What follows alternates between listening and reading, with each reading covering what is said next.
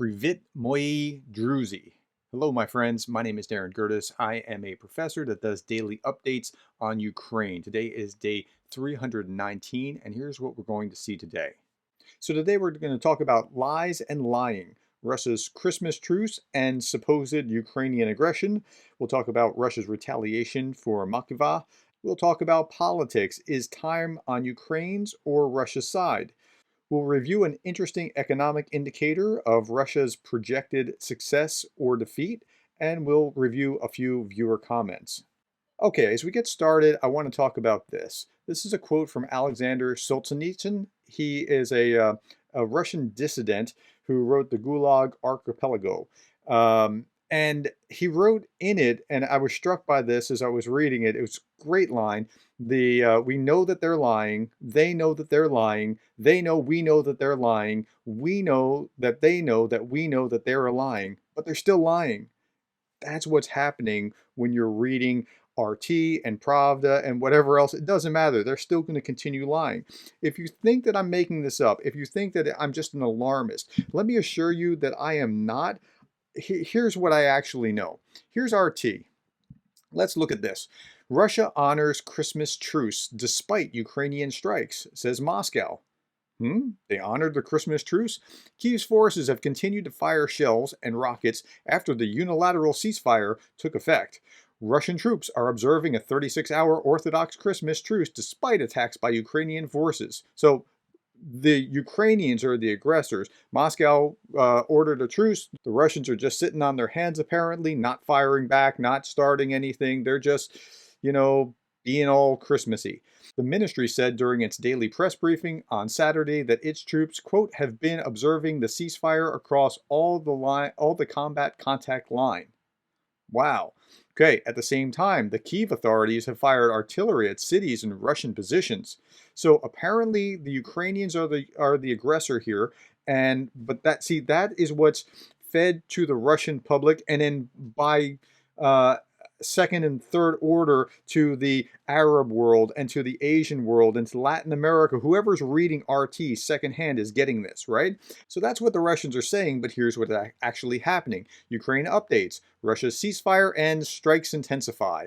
And fighting continued in several regions during the ceasefire. Blasts were heard, and they go on and talk about where and what. Reuters is a very legitimate source. Shelling booms around Bakhmut in Christmas ceasefire.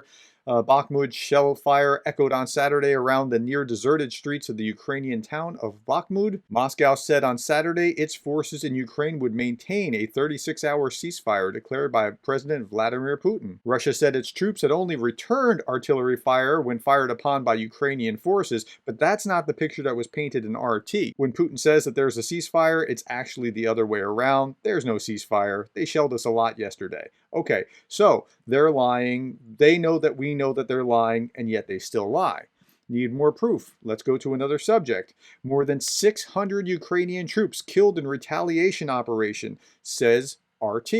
Well, actually says this particular general. More than 600 of Kyiv's troops have been eliminated in a Russian missile strike in the Ukrainian-held city of Kramatorsk in the Donbass, Russian Defense Ministry has claimed. The bombardment on Sunday was a retaliation operation carried out in response to a criminal attack by Ukraine on a temporary housing area accommodating Russian servicemen in the city of MAKIIVKA. This data revealed that dormitory number 28 in the city was hosting more than 700 Kyiv soldiers, with 600 more staying in dormitory number 47. As a result of massive missile attack, more than 600 Ukrainian servicemen were killed. That sounds pretty bad. Sounds pretty bad until you realize, well, here's what the free world knows about this. No sign of casualties at the site of strikes Russia says killed hundreds of Ukrainian soldiers. Here's the building. This is what it looks like. There's a big crater here, but that's about it. Man looks at the site of a missile strike that occurred during the night as Russia's attack on Ukraine continues in Kramatorsk.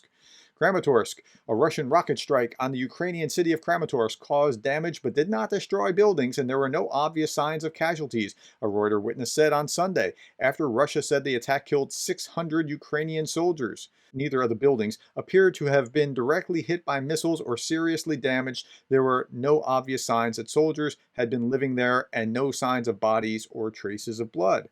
But they lie. and they lie about lying. And they know that we know that they're lying, but they lie anyway. Here's another one. Task. Time is not on Kyiv's side in the Ukrainian conflict, says former U.S. officials. Wow, former U.S. officials. That must be bad. They're admitting this. Okay. If the Ukrainian army does not achieve a major breakthrough, Western pressure on Kyiv to negotiate a ceasefire, quote, will grow as months of military stalemates pass, ex-U.S. Secretary of State Condoleezza Rice and former U.S. Secretary of Defense Robert Gates said. Okay, now that sounds really terrible. Let's keep reading. Western pressure on Kyiv to negotiate a ceasefire, quote, will grow as months of military stalemate pass. Quote, what is needed now are decisions by the United States and its allies to provide the Ukrainians an additional military equipment they need, above all mobile armor, said the former official's right. And that's pretty much it. But you'd get from the headline that time's not on Kyiv's side, that these former officials have a gloomy outlook for Ukraine, wouldn't you? Okay, let's look at what it says in RT about the same story. Ukraine running out of time. Former officials, former U.S. Secretary of State Condoleezza Rice and former Defense Secretary Robert Gates have admitted, they've admitted that Ukraine's economy and military are almost completely reliant on the bailouts from the West. I mean, I said that. Ukraine's economy is in a shambles, the ex-diplomat and former Pentagon chief said. The country's military capability and economy are now dependent almost entirely on lifelines from the West, they continued, arguing that should Ukraine fail to mount a successful offensive in the near future, President Vladimir Zelensky will be pressured by the West to negotiate a ceasefire. Kyiv has publicly proclaimed that it plans a major offensive in the spring, but Rice and Gates wrote that Ukraine may have weeks, not months, to stay in the fight. So, they're painting it like doom and gloom. Let me read one more line. Russia, meanwhile, has repeatedly insisted that pumping Ukraine with weapons will ultimately have no effect on the outcome of the conflict and will only serve to prolong the hostilities and lead to more bloodshed. So they're painting this as though Condoleezza Rice, by the way, a conservative Reagan Republican like me, and Gates, who is a moderate Republican, neither are in the Trumpian kind of camp. The populist kind of isolationist camp, these are the kinds of Republicans I'm talking about when I'm talking about Republicans. They're admitting that Ukraine doesn't have much time. Well, where did they get that idea? Well, there was an article in the Washington Post. Now, it is the opinion piece, time is not on Ukraine's side, is a topic. So there's something there by Condoleezza Rice and Robert Gates, January 7th, 2023. Now, I'm not going to read it to you, but I listened to it because you can click listen and just a pro tip. Okay? But here is essentially most of the article. As I listened to it, I read this article, and apparently the Armenian news service doesn't mind just wantonly plagiarizing. So here you go. On the issue of the war in Ukraine, the only thing we can be sure of now is that the fighting and destruction will continue. We have both dealt with Putin many times, says Condoleezza Rice and Robert Gates. And we are convinced that he believes that time is on his side, thinking that he can wear down the Ukrainians and the unity of the United States and Europe, and support for Ukraine will eventually dissolve and split. For Putin, defeat is not an option. He cannot cede Ukraine, to Ukraine, the four eastern regions he has declared part of Russia. If he cannot succeed militarily this year, he must retain control of positions in the eastern and southern Ukraine. The only way for the United States and its allies to avoid such a scenario is to urgently provide Ukraine with dramatic increase in military supplies and capabilities, enough to deter the renewed Russian offensive and allow Ukraine to push back Russian forces to the east and the south. Congress has provided enough money to pay for such reinforcements. What is needed now are decisions by the U.S. and its allies to provide the Ukrainians with the additional military equipment they need. The U.S.'s decision to supply Bradley combat vehicles is commendable, although belated. They're not saying time's running out. They're saying, here, give them what they need so they can finish the job. Do you see the difference? So it's not like they were lying. They were just showing a very different piece of it. It's like the blind men on the elephant, touching, and I feel a tail, I feel a tusk, I feel a big meaty part. Well, like RT is only focusing on, hey, I feel this really pointy thing at the very front of it, and that must be what the whole elephant's about. But they're doing it deceptively for a reason. Increasingly, members of Congress and others in our public discourse ask, why should we care? This is not our fight. But the United States has learned the hard way in 1914, 1991, 2001 that unprovoked aggression and attacks on the rule of law and the international order cannot be ignored. Eventually, our security was threatened and we were pulled into the conflict. Yes, this is the exact argument that I make to the populist, isolationist type that are saying, this isn't our fight. Why are we spending all this money? Because it matters. I'm trying to prevent World War III. So am I. That's why I am all about this now. Now, remember, RT told us that time was running out for Ukraine. Does it sound like that when I read this final paragraph? President Volodymyr Zelensky's speech to Congress last month reminded us of Winston Churchill's call in February 1941. Give us the tools and we will finish the job. We agree with the Biden administration's determination to avoid direct confrontation with Russia. However, an emboldened Putin might not give us that choice. The way to avoid confrontation with Russia in the future is to help Ukraine push back the invader now. That is the lesson of history that should guide us, and it lends urgency to the actions that must be taken before it's too late. That's what they were saying in this. So RT and TASS, shame on them for saying time is not on Kyiv's side. Well, they took the headline, I get it, but they made it sound a lot different than what it actually was from the initial article in the Washington Post. Okay, let's go on to another. Should you still not believe me that they lie, and they lie about lying? Zelensky deprives Orthodox priest of citizenship, says media. Okay, Ukrainian President Vladimir Zelensky has stripped 13 priests within the canonical Ukrainian Orthodox Church of citizenship. The presidential decree targeting the clerics was purportedly signed by Zelensky in late December, but has not been officially published since it contains the personal data of the priest. And that's true. That's correct. Okay.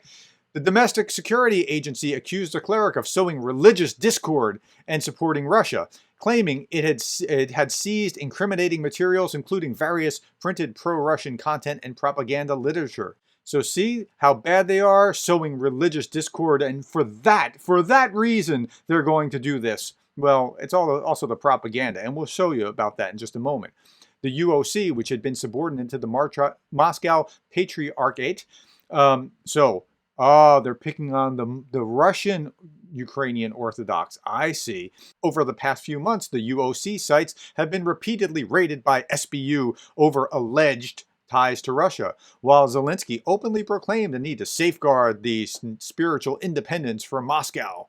Okay, so that's the article in RT. You see how it kind of slants a particular way? Here's the Ukrainian take on the same matter. So it is true that the decree has not been published as it contains personal information. They got that right. Okay, batting 1,000 so far. It's about the Metropolitan, I can't pronounce his name, who has been charged with this treason and a few others. Okay, as reported by UKRAINIAN, the SBU raided a number of UOC dioceses in various regions of Ukraine. Many clergymen were found to hold Russian citizenship. Okay, that's not good, but okay. Store pro-Russian propaganda, that's pretty bad. Literature and millions in cash. Well, wait a minute. So there's a bigger picture of what's actually going on here than what RT would let on, but that's what they do. They lie or they shade the truth. And in Russian, there's kind of as I understand it, and I've heard from various authors who understand how Russia's psyche works, it's kind of okay to lie if it's for strategic purposes, and that's what they're doing. So this is why I'm showing you truth on the other side. And that's why I'm showing you truth on the other side. Okay, a number of Germans rejecting military service skyrockets. Why are they saying that? Because Russians are doing the same kind of thing. I'm not going to go into the article. Let me shift gears and talk about politics for just a little bit, because I keep getting these political questions because of the House race that just happened in the United States, and I thought this was really interesting. Russia must face tribunal for the crime of aggression in Ukraine, says UK's cross-party leaders. That's great. Now, I don't know a lot about the politics in the UK. I know that it's been Boris and then another conservative leading the charge. Is the UK more united than the US? And by the way, it's not that fragmented in the US. Sometimes the left paints a picture that, oh, all these Republicans, they're all bad and hate Ukraine. It's not like that at all. There's maybe a quarter or so of Republicans who are in the populist wing of that party that are like that. So that's probably a better index for how Republicans are thinking about Ukraine. But I'm curious if you could tell me about, like, are liberals and conservatives and whatever other parties, because you have multiple parties, are they all united on Ukraine, or is it something different? But I thought that was really interesting. And then there was this great statement that they were calling for the creation of a special tribunal for the punishment of the crimes of Ukraine. Within 10 months, they've done all this bad stuff, worse since World War II. Special tribunal should be constituted. It would draw on international law and domestic law of Ukraine, which enshrines aggression as a criminal offense. Remember, it's on Ukrainian land, so it would fall under Ukrainian law as well. And then we are therefore calling for the UK government to set up this special tribunal for a crime of aggression committed against Ukraine. Okay, and this was created by Gordon Brown and a number of others across party lines, and I think that's a great show of unity. Okay, I promised you an economic indicator that would show us what the Russians really think about Crimea. Crimean property prices crash as Ukraine war hits home. Well, why would it crash? Because you're trying to get out of Dodge? That's part of it, but they don't think that they're going to be able to keep that land. If you don't think that you're going to be able to keep that land, then you try to sell. And if you try to sell, if more people are trying to sell than buy, instead of parity, it changes and you're going to have lower prices. So with as many as 800,000 Russians moving to Crimea permanently since the occupation and others snapping up holiday homes, it was going up. By the start of 2022, prices have been increasing around 60% per year. But now something's changed. Sales of residential real estate in Crimea had fallen by 72% by June of 2022 over the year before. So that, if you ask a realtor about that kind of thing, they'll tell you, wow, just ask a realtor about that in your own neighborhood. Hey, I hear this neighborhood's declined by 30%, and watch the shock and horror on their face. Is there a major crime problem? Yeah, it's just the same kind of thing as what's going on. People are trying to get out of Dodge, and that's a sign that the people in Crimea that live there think that, I don't think it's because they think about shelling as much as they think they're not going to be able to hold on to it, and that's going to be a significant problem. Okay, the last thing I wanted to talk about was viewer comments, and so here are a few that I thought were really interesting to talk about. Yesterday I talked about Vlad and Constantine's prediction, and I got a lot of pushback about Constantine.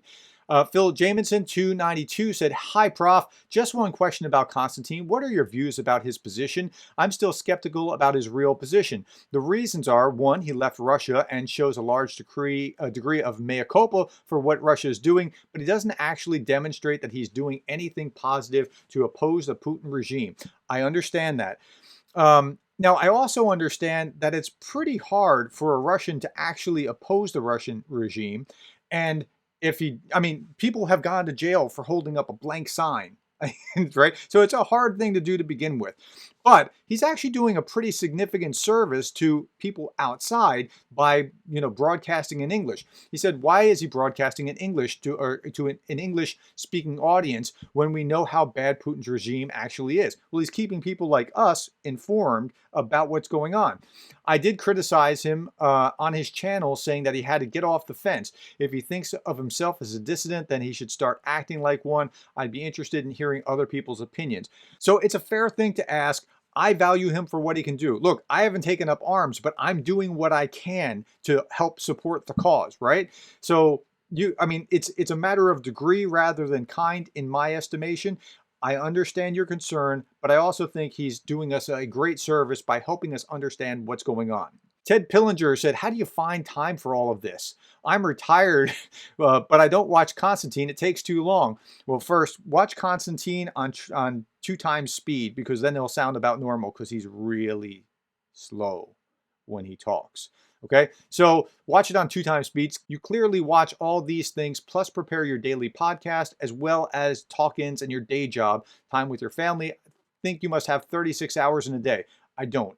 I have 24 hours in a day just like everyone else. This consumes an enormous amount of time, but it's my place in the line. It's how I can contribute, and I'm willing to do what I can to support the cause. So that's what that amounts to.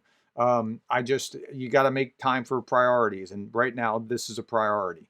Okay.